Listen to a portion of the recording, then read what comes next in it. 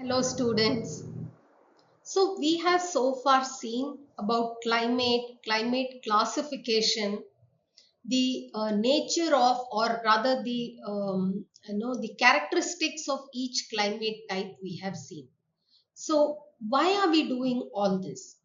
We are doing all this to understand how to design sustainable buildings for each of the climate types to ensure that the indoors is comfortable, because that is the ultimate aim. To make the indoors comfortable is our ultimate aim. Then what do you mean by making indoors comfortable? So what is the meaning of thermal comfort, and what are the various thermal comfort models? In today's class, we will be seeing what is thermal comfort and what are the thermal comfort models. So, what is thermal comfort? Thermal comfort is that condition of mind. So, thermal condition is about how you feel, how the mind perceives or how it feels. It is the condition of the mind that expresses satisfaction with the thermal environment. And this is assessed by subjective evaluation. So how do you feel? How do you feel? How do you feel thermally in this environment? The answer to that should be comfortable. Then we say that it's a comfortable environment. Then what is acceptable thermal environment? A thermal environment that most people means what? More than 80% people, the occupants should feel that it is thermally acceptable environment. That is the definition of thermal comfort. An environment where at least 80% or more than 80% people feel comfortable is known as a thermally comfortable environment. So how do you assess thermal sensation? How do you feel? How do you answer that question? If it is comfortable, well and good, comfortable. If not, then it can be either cold, it can be cold, or it can be cool, or it can be neutral. Okay, I'm okay with this. Or we can even say comfortable, or it can be warm, or it can be hot. This is 5 ways of describing how you feel. You can even have a 7-point scale where it can be cold, very cool, cool, neutral, warm, slightly warm. Sorry, it should be slightly warm,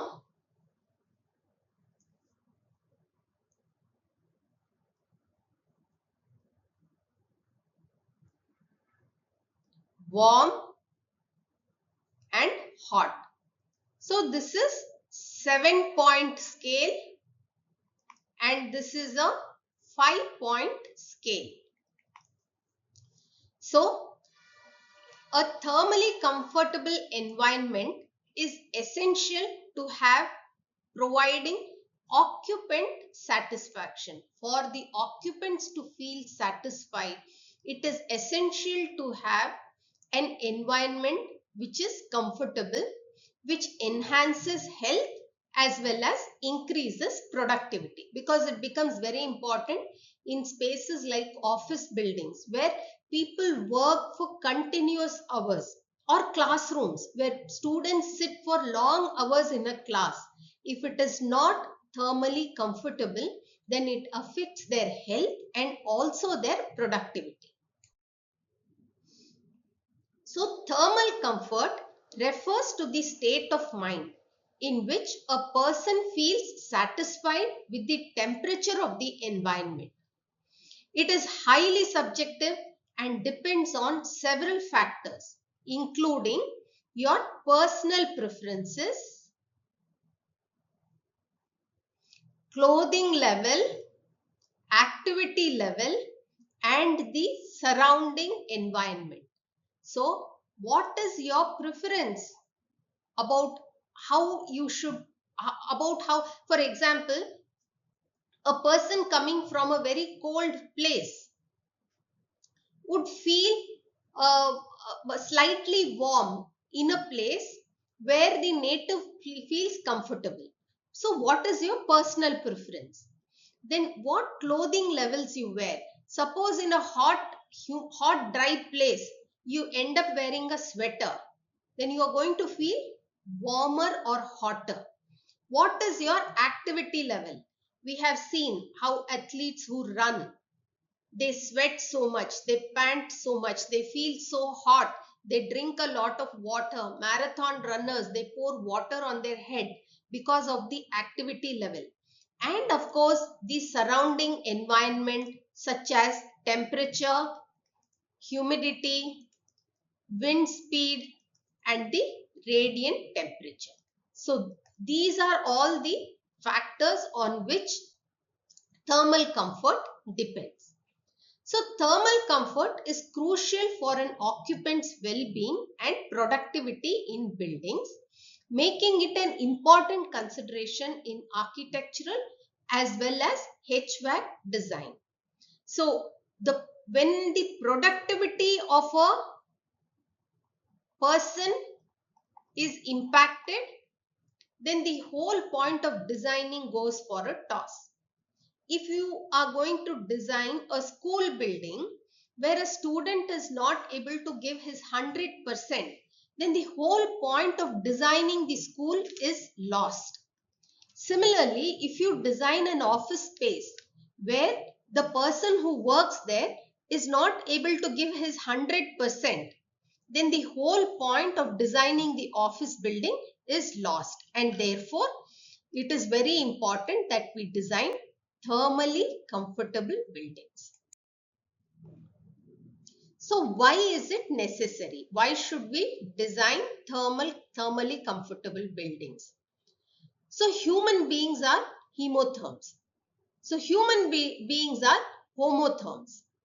Therefore, in different environment, even in extreme cold or hot situations, people can maintain their core body temperature in a narrow scope through thermoregulation. So what are these thermoregulations? We will see a little later. So thermal comfort can also be defined as a person's own awareness of the thermal atmosphere, and it is defined as a person's neutral feeling in relation to a given thermal environment without sweating or shivering. The person's location as well as the climatic conditions within and outside the enclosure influences the thermal comfort standards. People feeling uncomfortably hot or uncomfortably cold are more likely to behave unsafely. Their ability to take decisions or perform manual tasks deteriorates. Now, there are ways in which the body exchanges heat to the environment. So, how does the body exchange heat? One is through conduction. So, through physical contact, probably with the ground or maybe with holding something in the hand, the body conducts heat exchange with the object. Second is through convection. So convection is not necessarily through a solid medium. And third is radiation. Apart from this, sweat, exhalation and insensible perspiration through evaporation also happens with the atmosphere. Now there are various factors which determine your comfort in the environment.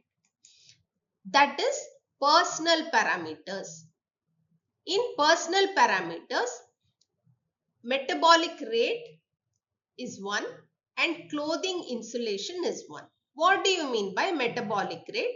What do you mean by clothing insulation? Are these measurable? Are these measurable? Yes, very much measurable. Then you have the environmental parameters. So what are the environmental parameters? The environmental parameters are air temperature, radiant temperature, air speed and humidity. So these factors are considered and incorporated into steady state heat transfer models, which was developed by Franger, one of the first few to have done it. So what is your perception? That becomes very important. So what is the environment you prefer? Somebody may prefer an air conditioned environment at 24 degrees centigrade. Somebody may prefer a natural environment at 28 degrees centigrade. So what is your preference? B, how do you feel? I feel warm. I feel hot. I feel comfortable. It is very cold here. Third is humidity. Fourth is air movement. Next is our behavior. Whether there is controllability of the behavior, whether we are able to adapt, whether we can controllability means whether we can control the environment, whether we can open the windows. Second is adaptation. Can I adapt? For example, human beings have learned to live even in tundra region. That is adaptability. Not everyone can go and live in tundra region the way an Eskimo lives there. Third is expectation. We have a certain expectation of how we would feel in an environment. Also, what matters is the background.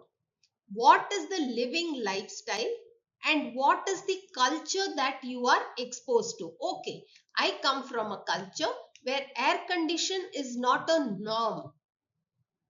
Then even without air conditioning, when it is sultry and sweaty, I would just wipe off the sweat and not complain about feeling uncomfortable.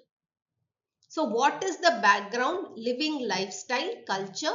All this crux forms what is called as thermal comfort. So thermal comfort depends upon the metabolic rate, the clothing insulation, the air temperature, the radiant heat, the air velocity, the relative humidity, and other factors such as age. An old person tends to feel more warm or cold as compared to a younger person. Gender. Women feel differently compared to men in the same atmosphere. Thermal history. What is your context? From where are you coming? Are you coming from a hot, dry place like Rajasthan, or are you coming from a no, wet and humid place like Cherrapunji? So what is the context? All these factors affect thermal comfort or influences thermal comfort. And it is important for us to consider thermal comfort in order to give a thermally comfortable environment, in order to boost productivity of a place, in order to have good mental health, in order to have good physical health, to enhance the performance of the person who works there, in order to have good social development, in order to have learning and cognitive skill. and general well-being. Therefore, thermal comfort is a very important aspect to be considered in design. So let us look at each parameter separately. We will first see metabolic rate. Now, the rate of transformation of chemical energy into heat and mechanical work by metabolic activities of an individual per unit of skin surface is expressed in units known as MET. For example, the customers in a restaurant may have a metabolic rate near 1 MET. So therefore, the unit of assessing metabolism is MET, M-E-T. So we call it as MET units. So someone sleeping would have a MET unit of 0.7, whereas someone who's sitting in a reclining pose would have a MET of 0.8. So this person will have 0.8 MET. Someone who's seated and quiet would have a MET of 1.0. Whereas someone who's standing in a relaxed manner would have a MET of 1.2. Walking depending on the speed. So at a speed of 0.9 meters per second, the metabolic rate MET is 2. At 1.2 meter per second, it is 2.6. Whereas at 1.8 meters per second, the MET units is 3.4. There are certain office activities for which we can also have MET. So mammals use thermoregulation to keep the body within a tight temperature range. The ultimate objective of our metabolism is to regulate our temperature with minimum effort. And this is essential for health as it allows organs and bodily processes to work effectively. Now, if a person strays too far from the inner body temperature of 37 degrees centigrade, say the inner body temperature must be 37 degrees centigrade. This is inner body, okay, not outer body, inner body temperature. What happens when the inner body temperature increases? The body desperately tries to bring down the inner body temperature because it's a question of survival. And in the process of trying to bring down the inner body temperature, a person sweats profusely because sweating releases moisture from the body, causing it to evaporate. And we know that evaporation causes cooling.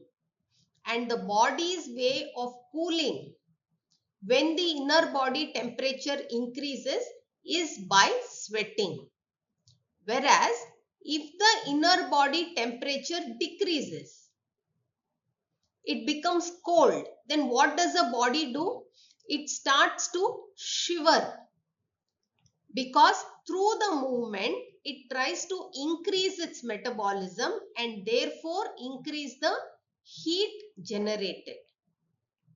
So the body has its own system to regulate heat. Now let us look at clothing insulation. The resistance to sensible heat transfer provided by a clothing ensemble is through units known as clo. Clo is the unit expressed to understand a clothing ensemble. It includes uncovered parts also.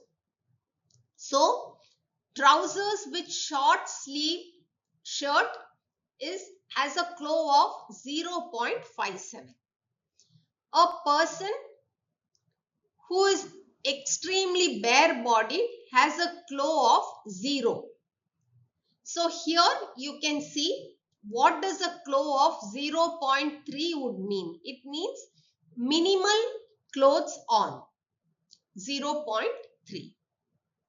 Whereas a person who has trousers, full pant and shirt has a flow of about 0.5. A two-piece suit jacket would mean a flow of 0.96 and a 5+ suit jacket with long underwear bottoms would mean a flow of 1.3. Like this, for every clothing level, there are various values which are measured in flow. So you decide what is the met and flow for which you are going to think about understanding or assessing thermal comfort.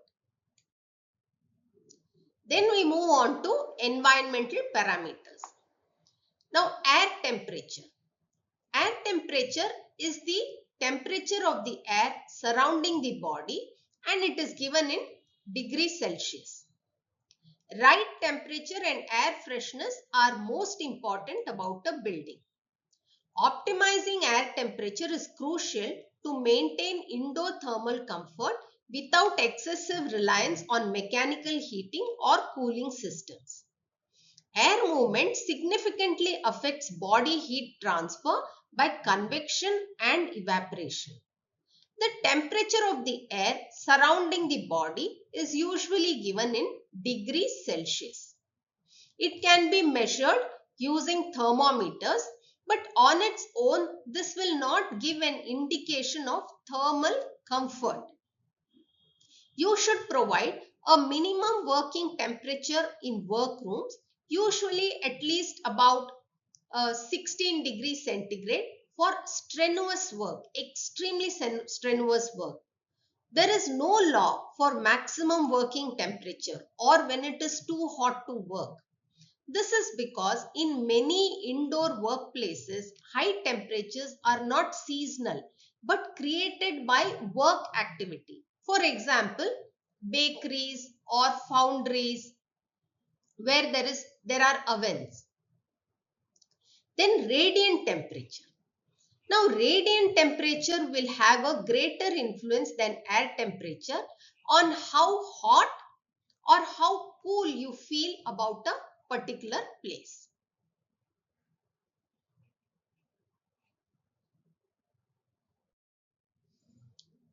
The rate of air movement. Now we move on to air velocity and air movement. How quickly air is moving across a person is an important factor in thermal comfort. Even if the air temperature is not reduced, moving air in a warm or humid office can increase heat loss by convection, which explains why a fan can help us to feel so cool. You would have noticed when it becomes very warm and moist, you would have noticed that people use a paper piece and or a handkerchief or a piece of cloth or anything they can lay their hands on in order to move the air around their skin so that they feel comfortable. So, but if it is a very cold place, then even a small amount of breeze will feel like a cold draft. So, in warmer environments, increasing airspeed will enhance convective heat loss and promote sweat evaporation, creating a cooling effect that can make a person feel more comfortable. Now, let us understand humidity. A general reference to the moisture content of the air is called as humidity. It is expressed in terms of several thermodynamic variables including vapor pressure, dew point temperature, wet bulb temperature, humidity ratio, and relative humidity. Whereas air speed is normally measured in meters per second. It is spatially and temporally averaged in the same manner as air temperature. So, air temperature in air temperature, air speed, humidity, a combination of all this is what you will perceive as the real comforting temperature.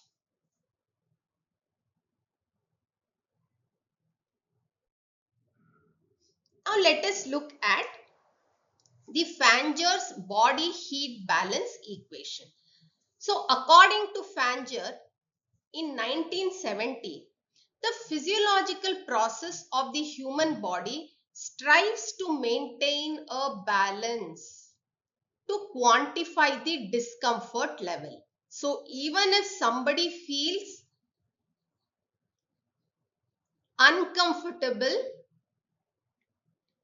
towards being warm or cold, the body automatically tries to make itself comfortable by sweating or shivering.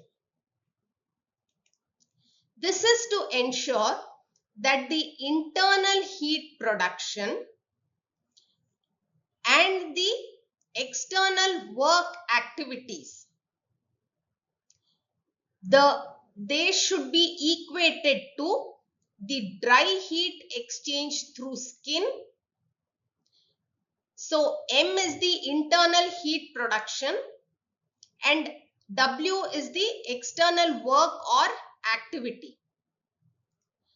This should be equal to the dry heat exchange through skin in the form of convection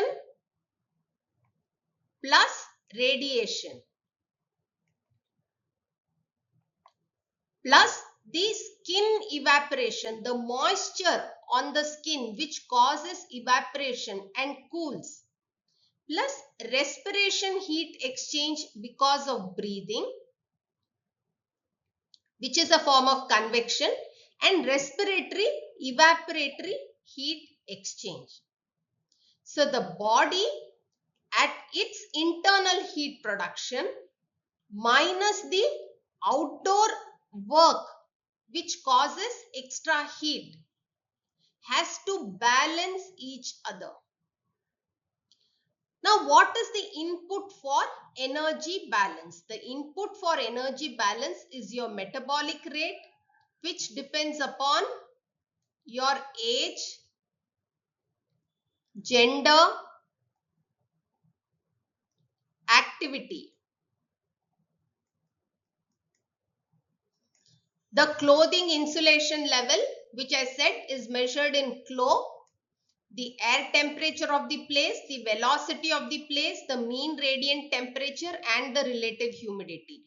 All of these put together will determine the energy balance about how you feel, whether you feel hot, you feel warm, you feel slightly warm, you feel neutral, which is comfortable, you feel slightly cool, cool or cold.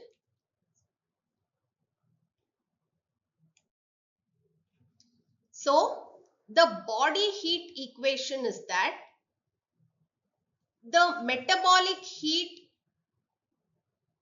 that you produce by virtue of your activity, because of your age.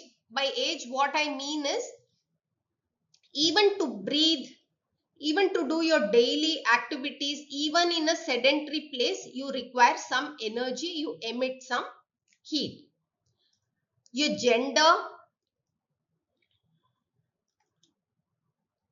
the heat that is produced because of convection, radiation, conduction, shivering must be equal to the heat that is lost by the body in the form of evaporation, convection, radiation, conduction. in order to have a deep body temperature of 37 degrees centigrade, even though the normal skin temperature may be 31.434 degree centigrade. So this balance is very important. So when the human body is in its extreme thermal disorders and the regulation of human body is out of balance, the core temperature will be much higher or lower than normal value. When the core temperature exceeds a certain limit for a longer time, say more than 1 hour, which is say higher than 37 degrees centigrade or lower than 35 degrees centigrade, then the human body will be damaged to a certain extent. And that is what we call as impact of heat stress. So when the inner body temperature exceeds 37 degrees centigrade, heat stress starts in. And symptoms of heat stress will be giddiness, vomiting,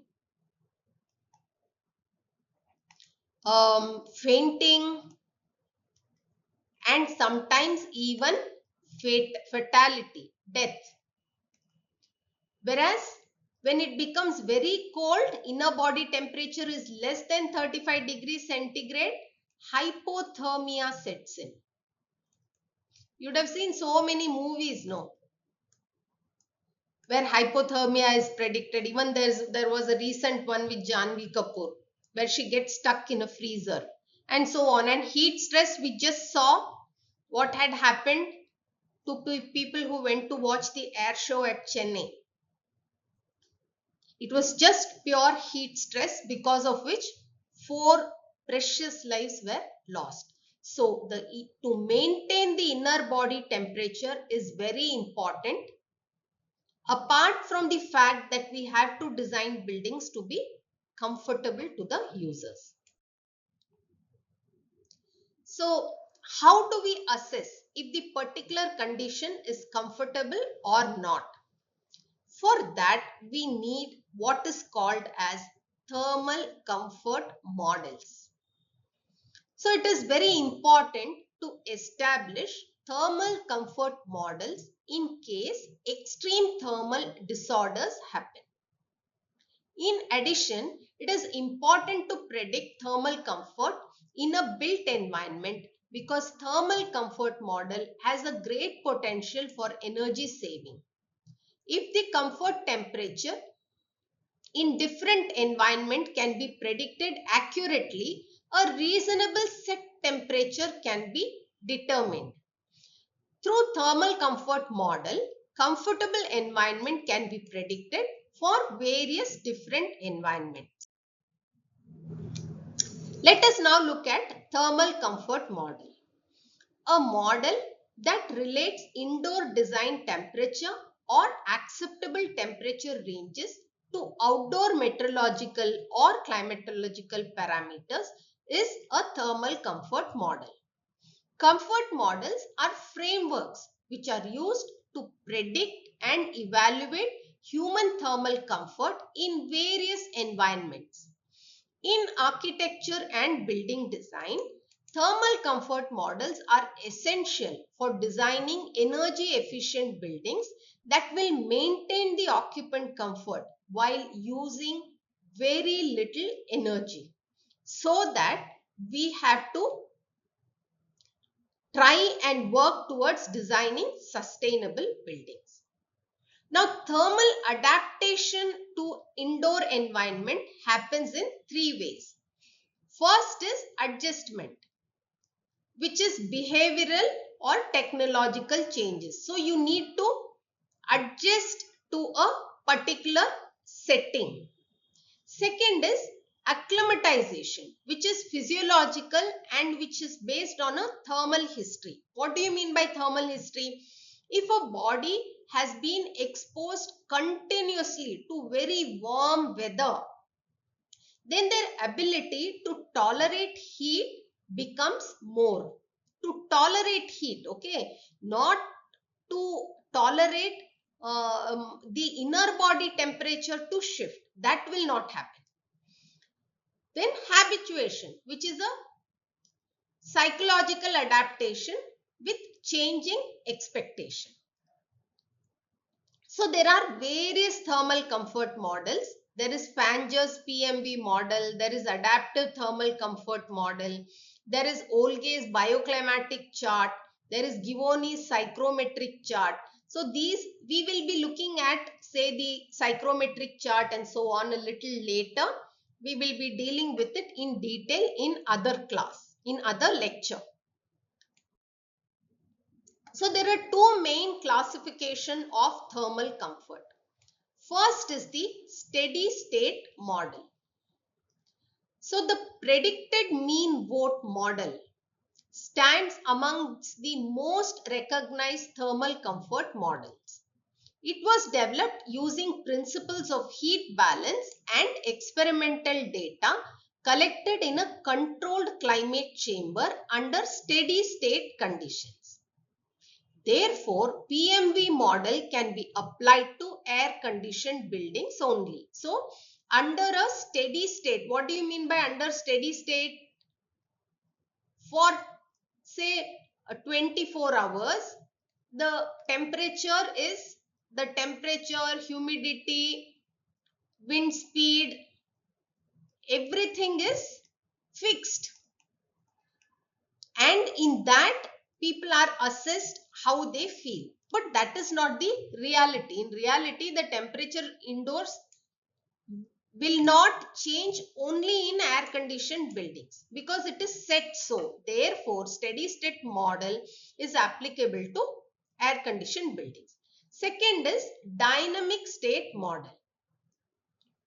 So the adaptive model was developed based on hundreds of field studies with the idea that occupants dynamically interact with their environment.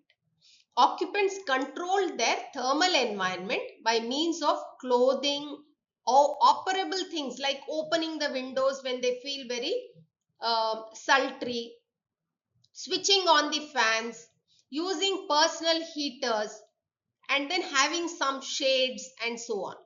The adaptive model can be applied only to buildings where no mechanical systems have been installed.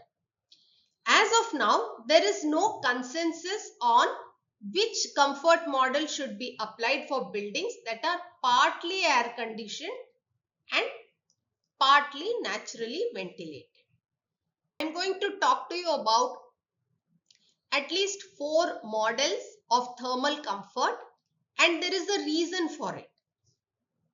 Later on, we will be learning about certain tools to assess appropriate strategies for designing, and in those tools there is mention of these models.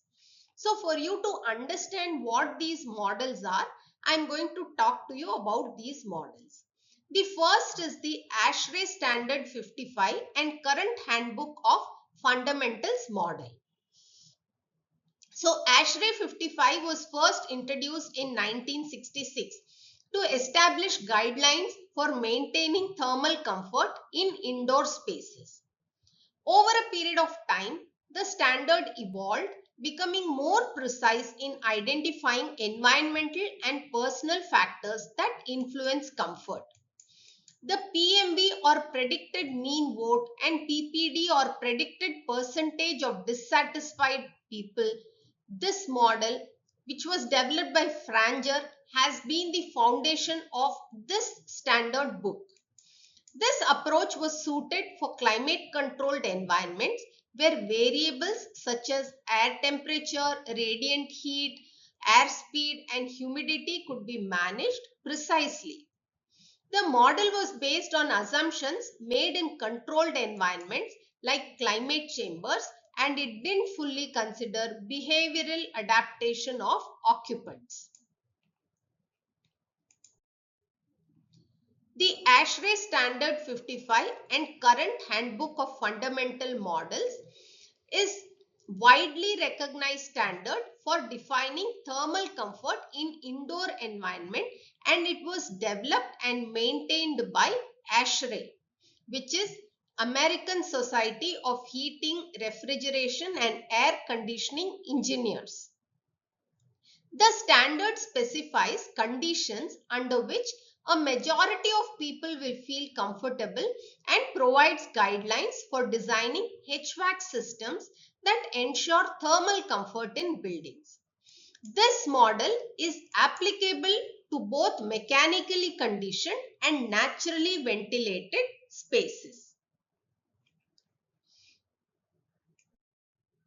So the key components of ASHRAE standard 55 is that acceptable thermal conditions.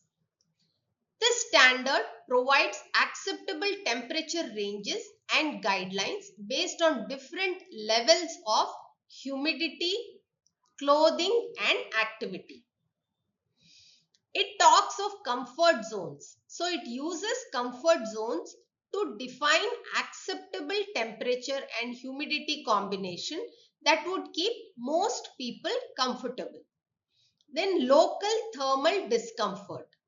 This considers issues like draft, radiant temperature asymmetry, vertical temperature difference, and floor temperature. ASHRAE Standard 55 uses two main models to predict thermal comfort. PMV-PPD model, which is predicted mean vote and predicted percentage of dissatisfied model, as well as adaptive comfort model. Now, what is a PMV? Predicted mean vote model. So, PMV predicts the thermal sensation felt by a large group of people in a particular indoor environment. It is calculated using the factors such as air temperature, which is the air temperature, which is the temperature of the air surrounding the occupants. The mean radiant temperature, which is the average temperature of all the surrounding surfaces which emit heat.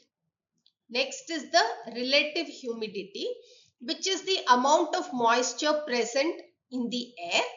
The air velocity, which is measured in meters per second. The clothing insulation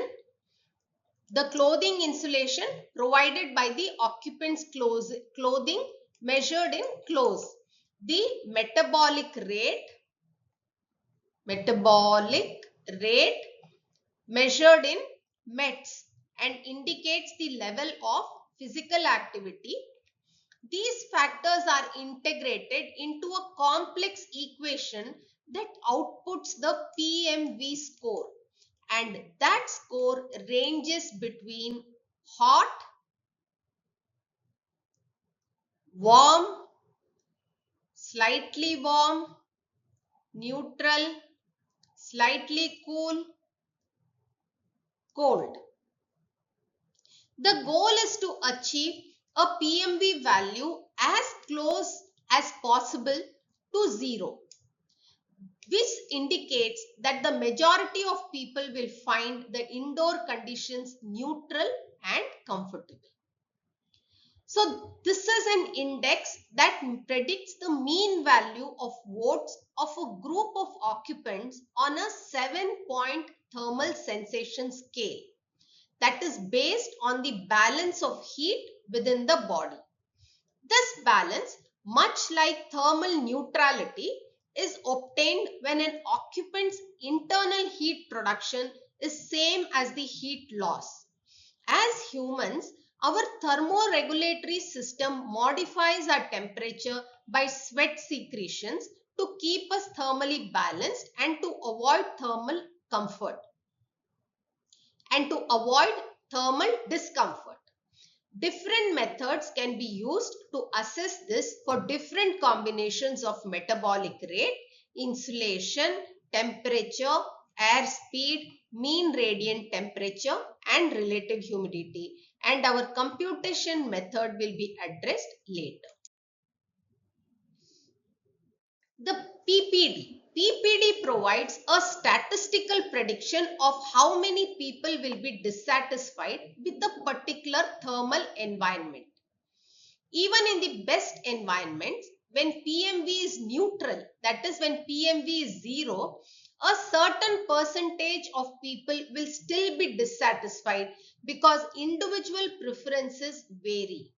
This is why achieving 100% satisfaction is practically impossible. PPD of 5% is an ideal range, which means suppose there is a PPD of 5%.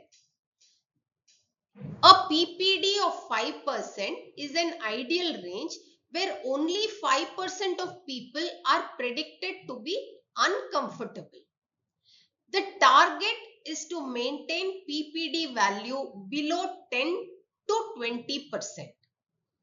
So PPD is an index that establishes a quantitative prediction of the percentage of thermally dissatisfied occupants who feel extremely warm or extremely cold.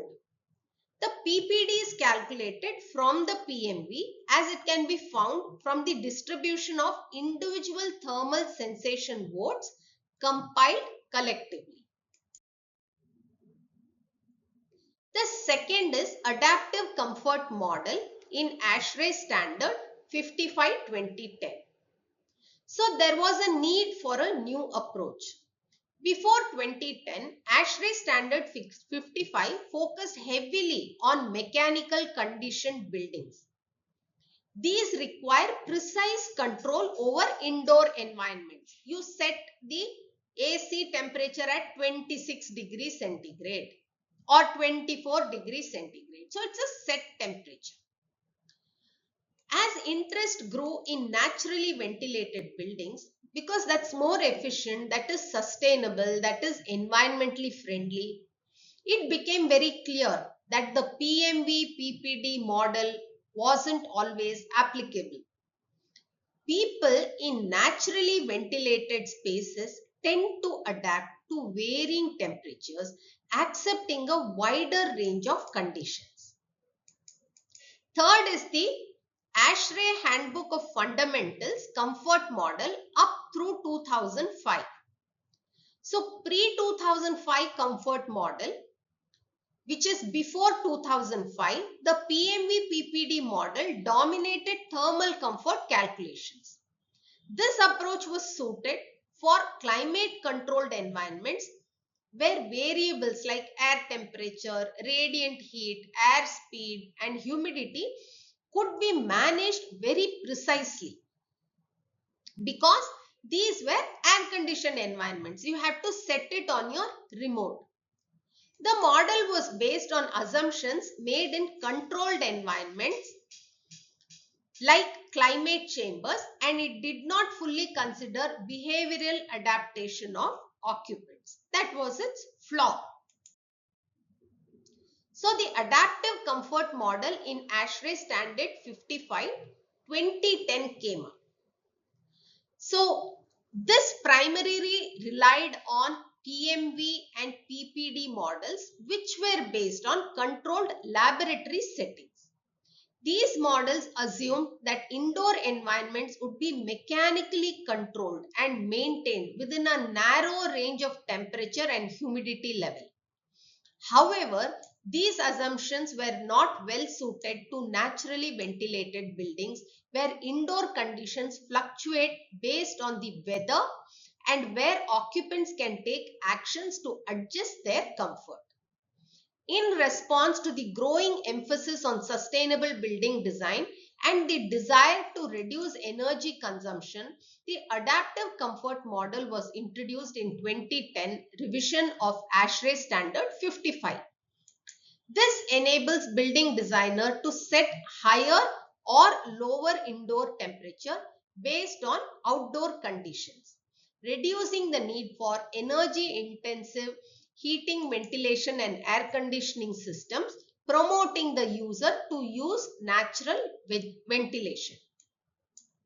The adaptive comfort model or ACM in ASHRAE 55-2010 is a paradigm shift from earlier models of thermal comfort, which were designed for tightly controlled indoor environments with mechanical heating, ventilation and air conditioning system.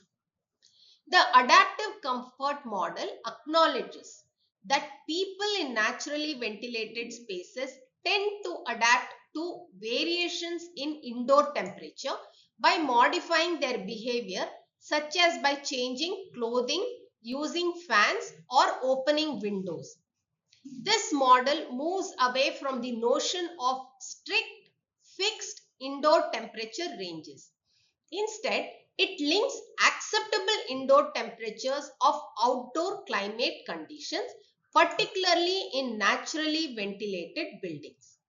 The ACM allows for broader temperature fluctuations in indoor environments while still maintaining thermal comfort, based on the idea that occupants can adapt to changing conditions over time. So, what was noticed is that in the predicted or the lab based scenario, it was found that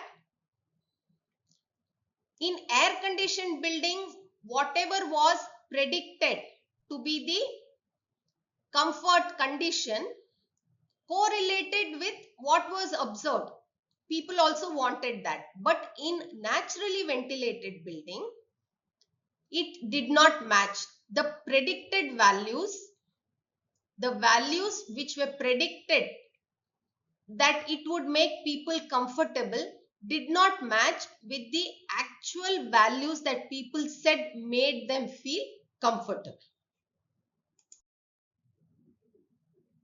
So the adaptive comfort model is based on the principle that individuals adapt to their environments and that acceptable indoor temperatures vary depending on outdoor conditions. The model considers the following: outdoor temperature. As the mean outdoor temperature rises, people tend to accept warmer indoor temperature. Conversely, in cooler climates, people prefer cooler indoor conditions. Second is behavioral adaptation. These words you would have seen in my previous slides. So what is behavioral adaptation? Occupants are more tolerant of temperature fluctuations when they can take actions like opening windows to get fresh air, using personal fans, adjusting clothing layers, changing the location within the space, like moving closer to a window or away from a window or moving closer to a heat source, etc. So an occupant can tolerate temperature variations or fluctuations if he has the option of operating windows as per his desire, using personal fans, changing his clothes. If it's very warm, he can change his clothes to something very light, decrease the flow value. And by these two, we mean altering the environmental parameters like wind, relative humidity, sometimes even temperature. Changing the location within space like moving closer to or away from windows or heat sources. Third is indoor temperature range. Instead of a fixed comfort range, this model provides a dynamic range of indoor temperature that are acceptable depending on the outdoor temperature. So instead of saying no, comfort means only 26 degrees centigrade at 60% RH relative humidity at a wind speed of 1 meter per second. That is extremely rigid. So this is a very rigid way of approaching. Whereas this model gave a range of saying something like 26 to, or rather 24 to, something like this, 24 to 28 degrees centigrade at an RH of 55 to 65 percentage and so on. So this allows for indoor temperatures to drift higher or lower than what would be acceptable in HVAC controlled spaces while still ensuring thermal comfort. So what is this adaptive thermal comfort and where can we use this? The adaptive thermal comfort metric relates indoor design temperature to outdoor temperatures. The acceptability criteria under this metric allows for warmer internal conditions like outside range of typical criteria of 21 degrees to 24 degrees centigrade when conditions are very warm outside. The adaptive thermal comfort model can be used if the following conditions are met. This is as per section 5.4 of ASHRAE standard 55. The space is naturally conditioned or naturally ventilated through occupant control. So, naturally ventilated with occupant control. Second is the space should have no mechanical cooling system. So, it should be an unconditioned air environment. Third is no heating system is operated in the space. However, the adaptive method does not apply when this is in operation. The occupants in the space must be engaged in near sedentary physical activities. That is, they should be sitting or in seated position. They should not do some kind of a cardio activity or weight lifting or something like that. Fifth is the occupants are free to adapt their clothing to the indoor and outdoor thermal environment within a range of 0.5 to 1 kilo. Not more than that, not less than that. And the prevailing mean outdoor temperature must be greater than 10 degrees centigrade and less than 33.5 degrees centigrade. The acceptable indoor temperature range in adaptive comfort model is like this. From the graph we can see at lower outdoor temperatures, that is at 10 degrees centigrade, the acceptable indoor temperature can range between 18 degrees to 22 degrees. At higher outdoor temperature, say when the temperature is 27.5 degrees centigrade, the acceptable temperature also increases. It ranges between 22.5 degrees to 28.5 degrees centigrade. So the broader range is possible because people in naturally ventilated spaces are more accustomed to outdoor temperature variations and have access to adaptive behavior. So what happens is here, but this is also true, when the person is exposed to an environment which is cold outside, his ability to shift to a much warmer environment automatically is very difficult. So this model provides a graph of acceptable indoor operative temperature based on the outdoor running mean temperature, which is the average outdoor air temperature over a few previous days. So what are the benefits of this system?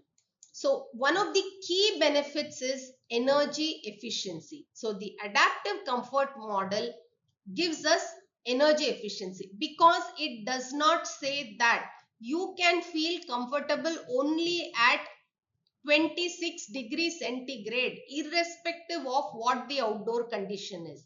It says if the outdoor temperature is 10 degrees centigrade, you can feel comfortable at 18 to 22 degrees centigrade. By doing so, what happens? The load on heating the room will get reduced. You can heat the room until the temperature reaches, say, maximum 22 degrees centigrade. You don't have to heat it till it reaches 26 degrees centigrade. Similarly, if the outdoor temperature is 27.5 degrees centigrade, you can have the room or the person can feel comfortable between 28 degrees centigrade to 22 degrees centigrade. So when you have to air condition the building, you don't have to necessarily target the mandatory 26 degrees centigrade only. You can even target 27 degrees centigrade, because of which a lot of energy can be saved. Second is occupant control and satisfaction. Now, the occupant is able to control his or her environment. So by giving occupants more control over their environment, by say adjusting windows, fans, or adjusting their clothing, the model increases satisfaction while still maintaining comfort, especially in warmer countries. And you should remember, most of the warmer countries are along the tropics, and these are the countries where economy or economic feasibility is also something which we must consider. Third is sustainability.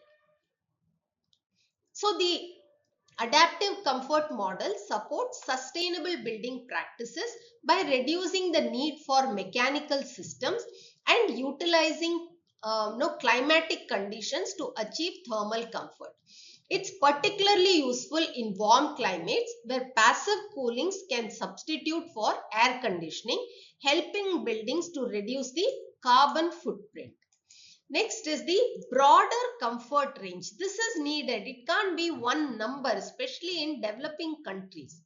So, the adaptive comfort model expands the acceptable range of indoor temperature, which allows for more flexible building design that caters to seasonal outdoor conditions.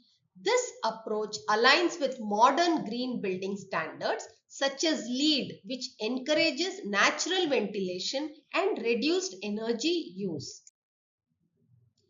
The fourth one is the California Energy Code Comfort Model 2013. This is not really relevant to the Indian condition, but I have put it for a reason, because you will come across this code in another context, and at that time you should not be wondering what that is. So I'm just going to tell about this very, very briefly. So the California Energy Code is one of the strictest energy code in the US, and this aims to reduce energy consumption in buildings. The 2013 update incorporated thermal comfort models to encourage both comfort and energy efficiency. This model is largely influenced by the adaptive comfort model and encourages the use of passive design strategies such as natural ventilation, day lighting to reduce energy demand for cooling as well as heating. The code's purpose is to advance the state's energy policy, develop renewable energy sources, and prepare for energy emergencies. A 2020 study found that the 1978 Energy Code successfully reduced energy consumption, and that the implementation of the policy did definitely have benefits in terms of energy efficiency, in terms of being more flexible, and in terms of being more sustainable. You also have what is called as the EN ISO 7730.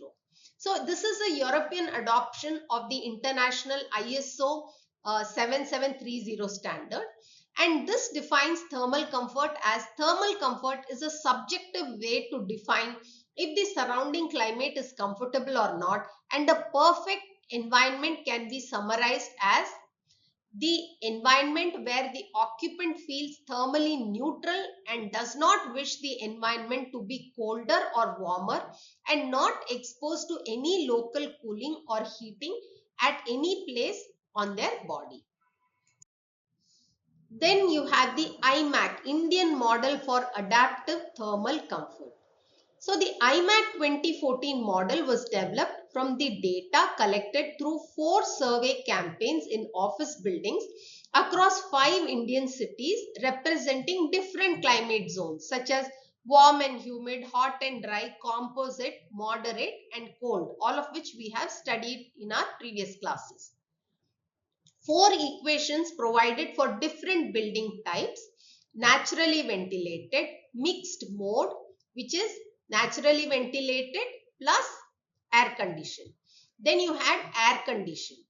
The IMAC models are also compared with ASHRAE 55 and EN 15251 adaptive models. The models show that the occupants in naturally ventilated buildings adapt to outdoor temperatures. The neutral temperature for naturally ventilated building ranges from 20.5 to 28.5 degrees centigrade with 90% acceptability within a range of plus or minus 2.4 degrees centigrade from the neutral temperature. So I'll quickly briefly tell you, if this is the neutral temperature, then plus or minus 2.4. So this is plus or minus 2.4 is acceptable to 90% people. So this is acceptable to 90% people, and this range is acceptable to 80% people, which is 3.6. From the neutral temperature, plus or minus 3.6 is acceptable to 80% people, and from the neutral temperature, 2.15 degrees centigrade is acceptable to 90% people. Then you have the NBC. So according to the National Building Code 2016, air-conditioned systems for interior spaces intended for human occupancy shall be sized for not more than 26 degrees centigrade for cooling and not less than 18 degrees centigrade for heating. In NBC 2016, the adaptive comfort model was first introduced, duly emphasizing on the indoor thermal comfort, occupant well-being, and energy-efficient operation of HVAC. Adaptive comfort model for the design and operation of naturally ventilated buildings was done by Manu, and this was also added in NBC 2016. Now quickly let us compare all the four. So I am taking all these four for a reason which you will understand later when we start looking at the tools which I had told you.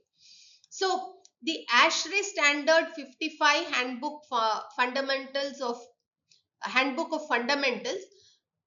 the Adaptive Comfort, the ASHRAE Handbook pre-2005, and the California Energy Code. If we look at the comfort approach, the ASHRAE Standard 55 follows the PMV PPD model for controlled environments, just like the ASHRAE Handbook 2005. Whereas the Adaptive Comfort ASHRAE 55 2010 follows the Adaptive Comfort model, just like the California Energy Code. If we look at environmental control, the ASHRAE Standard 55 is valid only for mechanical ventilation, just like the 2005 handbook, whereas Adaptive Comfort ASHRAE model is valid for naturally ventilated spaces, and California Energy promotes passive strategies to reduce HVAC reliance. Third is occupant adaptation. So the ASHRAE Standard 55 does not account for adaptation. Similarly, the pre-2005 also has no adaptation assumed, whereas adaptive comfort, it accounts for behavioral and physiological adaptation, just like the California Energy Code, which encourages adaptation. Fourth is temperature range. ASHRAE Standard 55 has a strict narrow comfort range, same as ASHRAE Handbook pre-2005, whereas adaptive comfort model looks at broader range linked to outdoor temperature, and California Energy Code looks at broader range to minimize energy consumption. Fifth is energy efficiency. ASHRAE Standard 55 focuses on comfort and not energy. Similarly, the pre-2005 ASHRAE handbooks also focuses less on energy efficiency, whereas the adaptive model promotes energy savings through reduced HVAC use, And the California Energy Code has high focus on energy efficiency and passive design. Sixth is key applications. So ASHRAE Standard 55 Handbook of Fundamentals along with ASHRAE Handbook pre-2005 looks at conditioned office buildings and commercial spaces, all reliant on HVAC systems. Whereas ASHRAE Comfort model looks at natural ventilated buildings, and California Energy Code again follows energy efficient buildings in residential and commercial. Next is main influencing factors. So air temperature, humidity, air speed, activity and clothing levels are the influencing factors. This is same as ASHRAE Handbook pre-2005. Whereas adaptive comfort model looks at mean outdoor temperature with clothing adjustment. The California Energy Code follows outdoor temperature with naturally ventilated buildings. 8 is usage. So both the ASHRAE 55 pre and post 2005 look at common HVAC dominated designs which are mechanically controlled, whereas the adaptive comfort looks at energy efficient and naturally ventilated spaces, and the California Energy Code looks at buildings in California to be designed for energy efficiency. So in today's class, we saw what is the meaning of thermal comfort, what is thermal comfort, what does it mean to people, what are the factors influencing thermal comfort. Do not forget what is MET, what is CLO, because all this will be useful for you when I teach you certain tools. And then we looked at various comfort models. I am looking at these 4 comfort models which are right now on your slide, because this is what is used in the tools which we will be adopting later. But you must also learn about IMAT, which is specific to the Indian conditions. So with this, I will stop today's class and we will meet in the next class with yet another topic pertaining to simple and advanced passive strategies. Thank you.